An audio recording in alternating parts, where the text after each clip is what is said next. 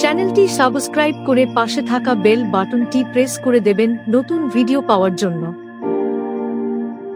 বিভিন্ন সোশ্যাল মিডিয়াতে আমাকে ফলো করতে পারেন, লিংক ডেসক্রিপশন বক্সে দেওয়া থাকবে।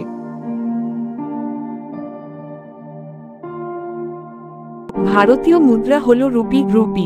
এটি ভারতের সরকারি মুদ্রা এবং ভারতীয় রিজার্ভ ব্যাংক দ্বারা পরিচালিত। রুপির আইএসও কোড হল INR, ইন্ডিয়ান রুপি। রুপি সম্পর্কে কিছু তথ্য। 1. প্রতীক রুপি, এটি 2010 সালে চালু হয়। 2.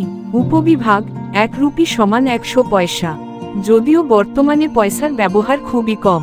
3. নোটের নামমাত্র মূল্য। বর্তমানে প্রচলিত নোটগুলি হল 10 rupee, 20 rupee, 50 rupee, 100 rupee, 200 rupee, 500 rupee এবং 2000 রুপি। 4. মুদ্রার নামমাত্র মূল্য।